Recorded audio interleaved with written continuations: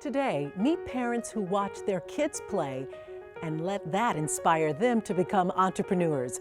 They are inventing the products that are reinventing childhood, from a toy that was named one of Time Magazine's best inventions of the year to an app and subscription service that makes picking the perfect book a breeze, to building kits that give new meaning to the term spark of creativity. We'll also tell you about the science behind the power of play. We're talking about parent entrepreneurs, so stay with us. IQ Smart Parent starts right now.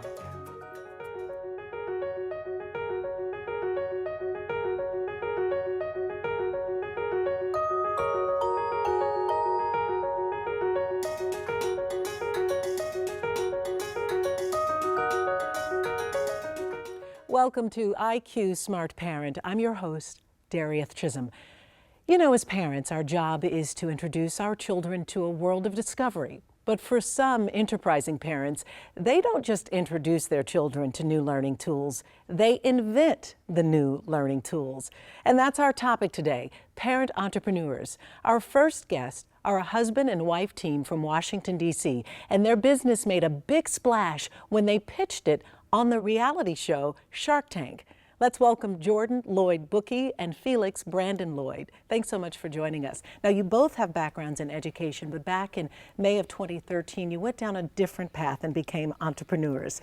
Tell us about your business and what inspired you to create it. We created Zubeen out of a real personal problem that we experienced. So I was pregnant with my daughter, and we were just looking for a book that would help show our son what it was like to be a big brother in the world. And, you know, we're an interracial family, and we wanted something that really was a reflection of us and of our experience. And we had a really hard time finding that book, and by happenstance, a friend sent us this perfect book. It's called All the World, and it worked, you know, like a charm for us. It's still a favorite, and we realized that we could deliver that type of experience of finding just the right book for your family to many more families like ours, and that's really when the light bulb went off for Zubeen. Now Zubeen has become a success. It's been really interesting to see this obviously land on Shark Tank, so that has to be big. And so how did that experience affect your business? Yeah.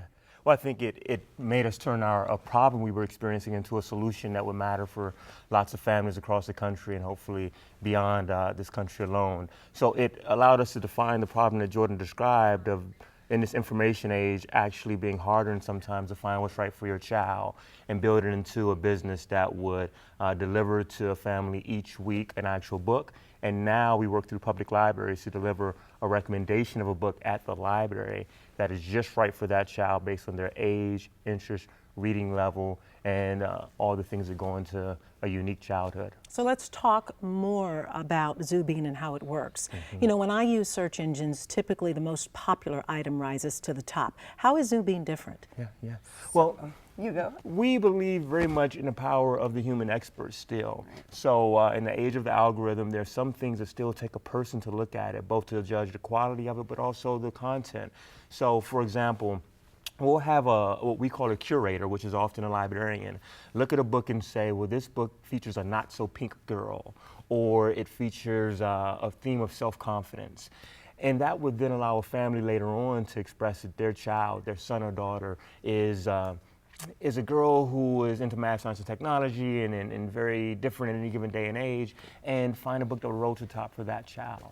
So let's look more closely at this, and we've actually created an account for an actual child. So we'll use a real child in this case. She is actually one of the daughters of someone here. Her name is Avery. She's 8.5 years old. We even have a picture of Avery, so we want to take that. But let's take a look at perhaps some of the choices that she might choose and the interest, and what are some of the possibilities that may arise? So as a parent, you obviously have your age and your reading level that you can choose, but then when it comes to, may choose genre. So different genres might be adventure, fables, fairy tales, and folklore. And then you also look at interests. So interests might be, as Felix mentioned, not so pink girls, books that are about math and science, ninjas and warriors, and you sort of pick your child's profile that you can always update and edit because they change, you know, that second to second. So in this case, Avery dares to be different. Okay. That's her choice of words. A good one. Go Avery. Go Avery. Right. Go So Avery. how would this work for her? Yeah. So all of the books that are in there have been lovingly tagged by librarian curators from around the country. And those, if any book that has been tagged with Daring to be Different, that book would be also in her library. Then those books would rise to the top along with the other things that she chose. So there's an algorithm and a human element to it. So how, in this case, when we think about some of the other features involved, such as apps and digital badging, how is this also working together with this? Yeah, you know, fundamentally it's about children's literacy. We're former teachers. I was Teacher of the Year in Washington, D.C. Jordan was head of K-12 education at Google.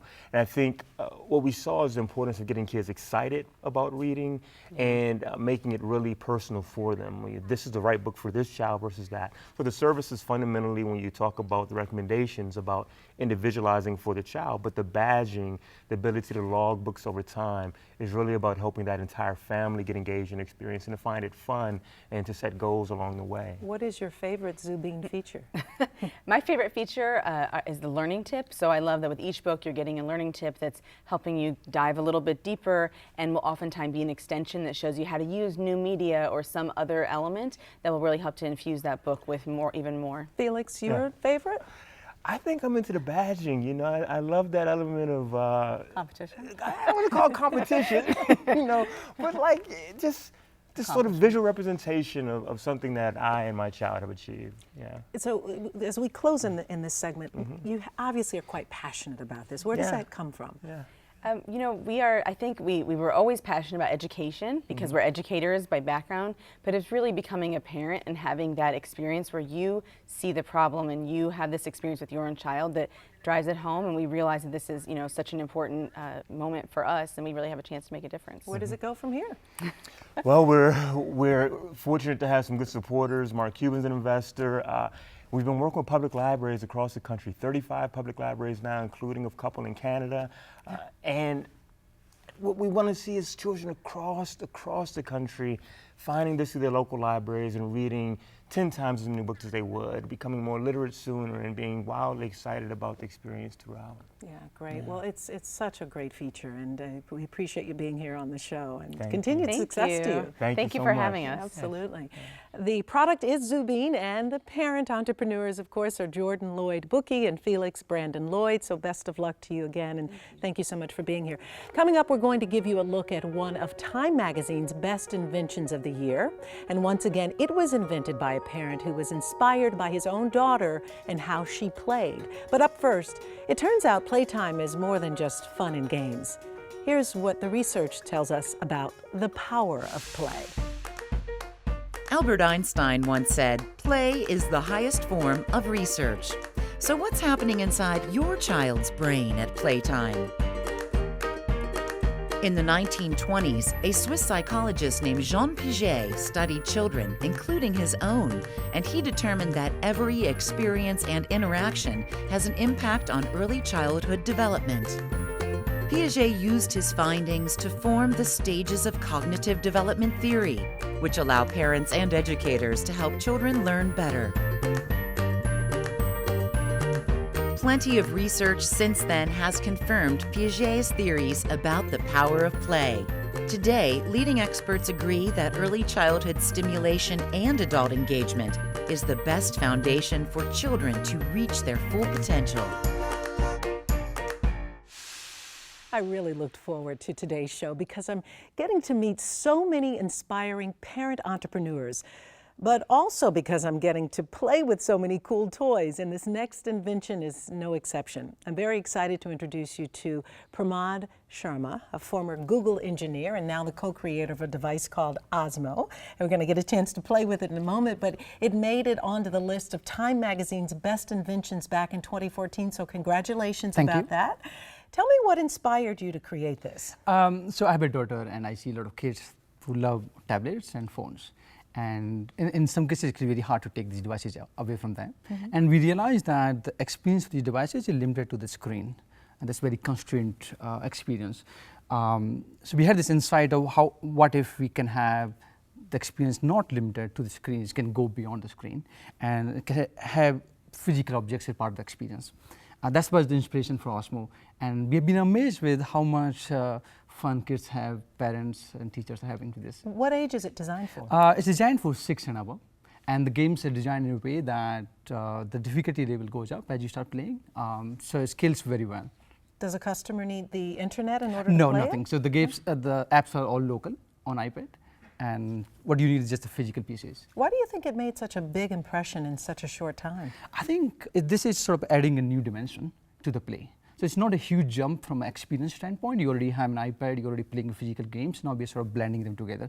So the jump is pretty small from a user experience standpoint. It's what they're used to, and their eyes and hands are always on some That's tablet, right. so to speak. But this red device here in the base really makes this unique. That's right. Yeah. So let's talk a little bit about how it works. I mean, I'd love to jump in and play a couple of games. Right. And so we'll talk about how it works, and then let's play words. Let's start this game. So this game is, all our games, the way it works is there's a reflector on top that's effectively letting iPad see what you're doing in front of it.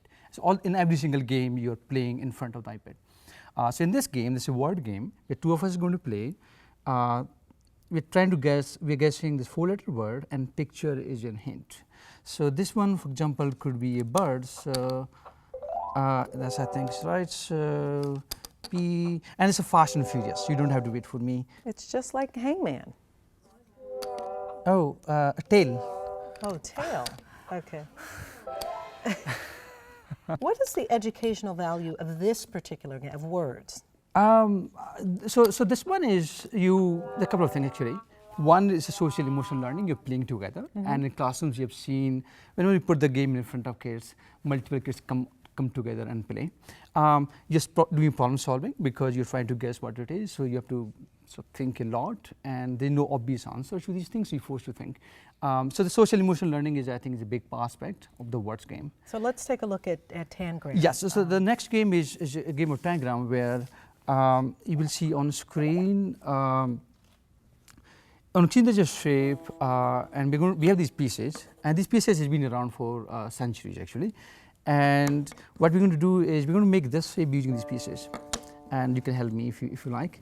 So this one is actually this way. So this one feels simple. It's actually fairly complex because of the sort of, it's like visual thinking, same way as to parallel parking. In so some it's sense. very much really helping with the geometry. That's right. Yeah. I think it's helping geometry, 3D thinking, visual thinking, and in some sense you're sort of making these connections in your head and trying to and expressing them over here. And so this scales up clearly. So this it starts is with a clearly young scales up. child, but it will advance as a child advances. That's right. And so as you see, as I start completing the puzzle, it gives me a real-time feedback, Right. and that's what keeps it engaging. So let's talk a little bit about Masterpiece. Right. Yeah. So Masterpiece is a drawing app. What we've seen, kids love drawing when they're young, but as they grow older, when they want to draw, let's say, face, and they realize it's actually very hard to draw a face, the Masterpiece lets you draw. It sort of helps you imagine what you could draw and helps you sort of give a guideline on drawing. And what we have seen with Masterpiece is once you start drawing, and kids draw for hours, and that's what I've seen myself as well. I'm an engineer myself, and I was amazed the first time actually I could draw a self-portrait of myself. So that's sort of the power of Masterpiece. Great. And so did you consult child development experts in this? I mean, how is it that you came to develop the games in particular? I think one thing we realize is if you're using a physical manipulator, in this case Tangram piece is a word game, the education value is fairly obvious. The main area of focus for us has been fun. Is it fun, engaging? And what we do is whenever we have an idea, we build a prototype, put it in front of kids, and see how they react. Do they play once? Do they play multiple times? Do they play something else? We do two things in front of them. So for us, a lot of it is iterating on the fun, because if you get the fun right, with this interaction, education follows automatically. Was your daughter part of any of this? Oh, yeah, I Or think did in you the test a lot of it with yes, her? I think in the beginning we had a simpler version of the word game where you just toss one letter in front of it and it tells you whether it's the right letter or wrong letter, and that was pretty engaging, and I was actually pretty impressed. What did she think about it? Oh, I think it was pretty engaging. That's why we started. I left my full-time job and and started the journey, and it was very inspiring. There's one more game actually. It's called Newton, I think, and that game is all around creative thinking. And when we say that you can bring any physical object into the game, that's the one that sort of enables that. So in this case, what you will see these tiny balls falling from a screen, and your goal is to make them hit the target. And the way you play this game is you can use your hands, and now your hand is part of the game. You can use, in fact, I see this band. In fact, this become part of the game as well. And anything sort of you can imagine as anything that can sort of build a structure can become part of the game. And I've seen with kids when we do a playtesting, kids actually use this with, let's say, toothpick, or getting wires and actually building a structure. And that sort of imaginative, creative play is, I think, is the core promise of Osmo. And that, particularly with Newton, what skill set is that helping to develop in children? I think as an entrepreneur, one of the first thing people ask us to do is think outside the box. And this is really thinking outside the box. Like, we don't give you any constraint other than here's a simulation digitally, but on physical space, you can use any object in any way. And so thinking outside the box, thinking creatively is sort of core promise of Newton.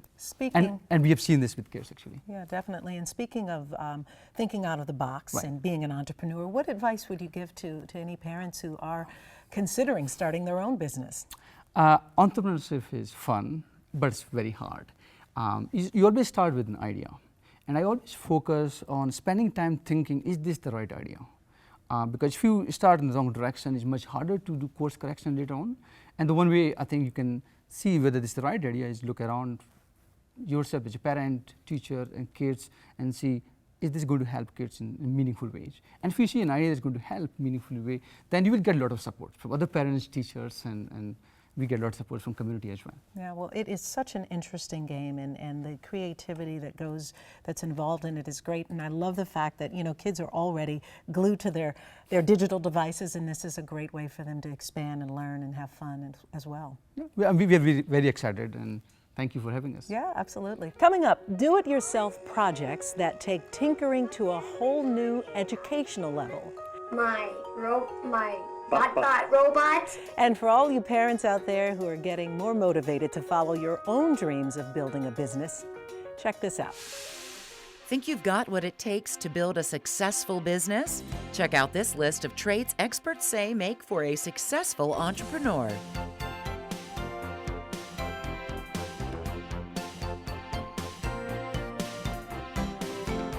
If you think you have what it takes to start your own business, explore free resources available online to guide you through the process.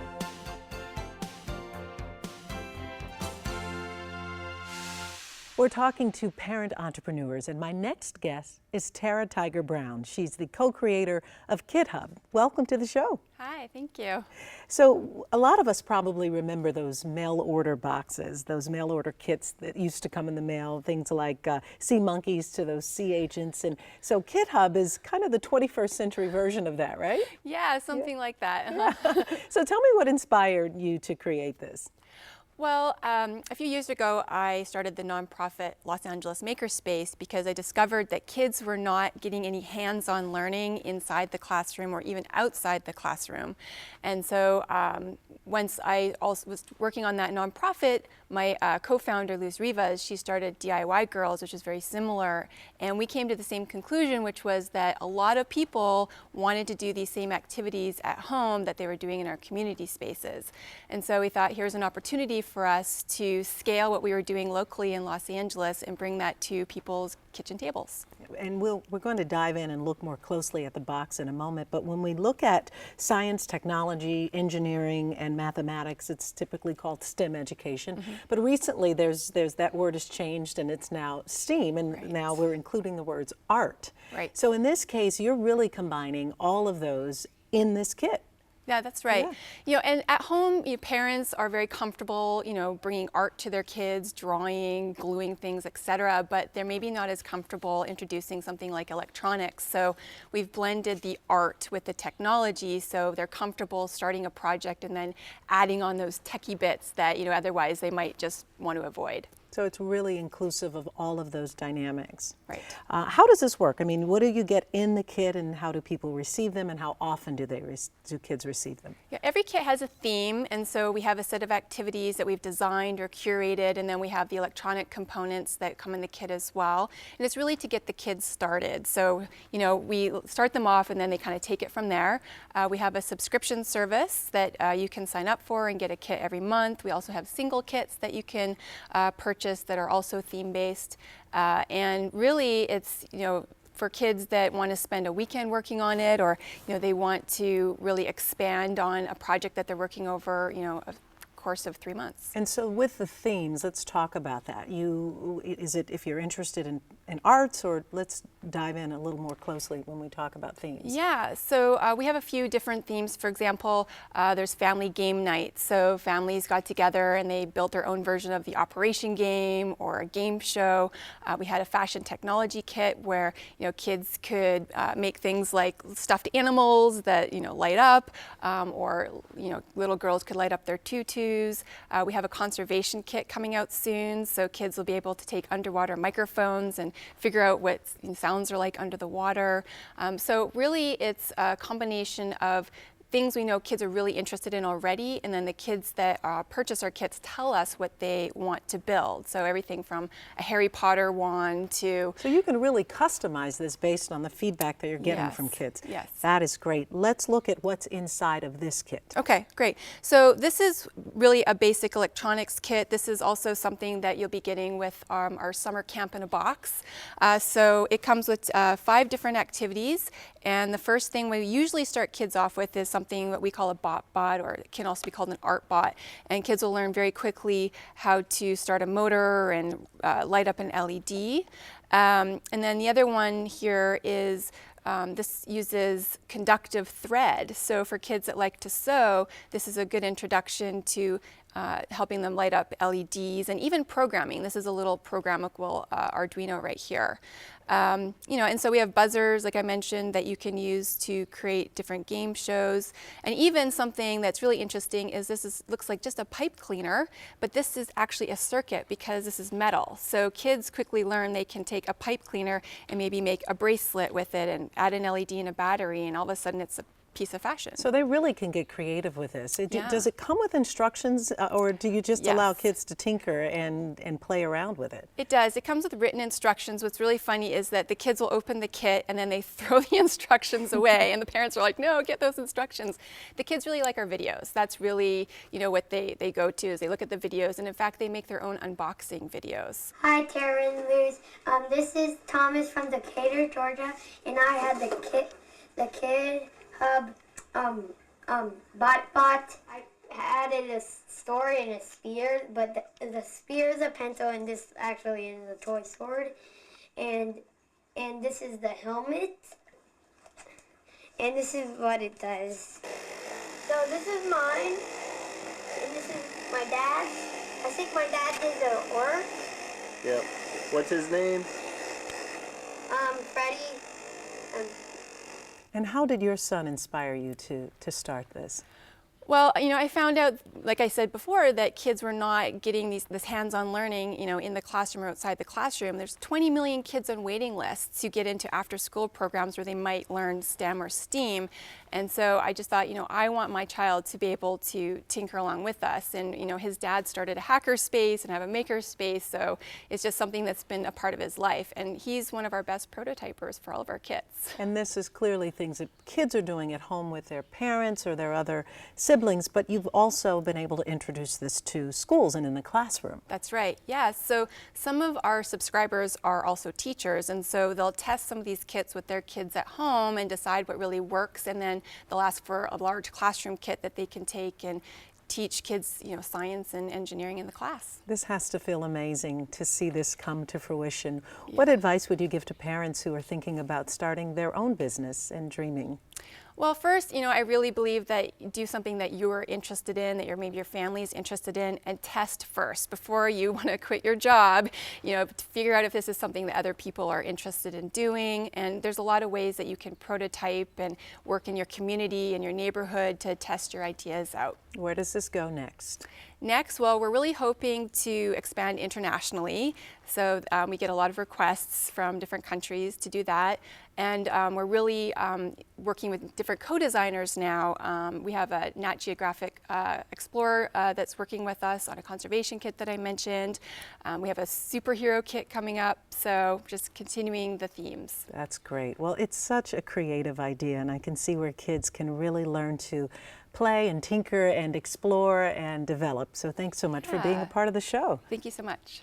How amazing is it when kids are the inspiration for great ideas and parents get to bring those ideas to life? Parent entrepreneurs are contributing to a more inclusive, diverse, and imaginative childhood.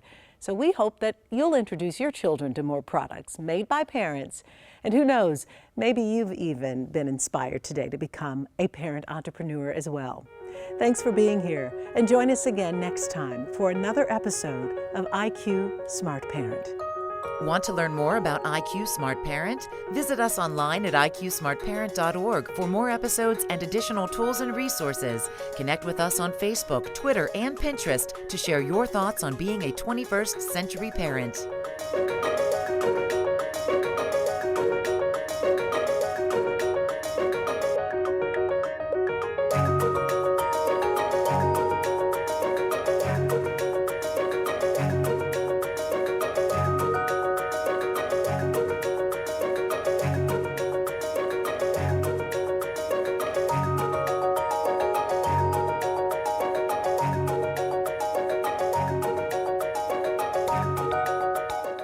IQ Smart Parent is made possible in part by the McCune Foundation and the Grable Foundation.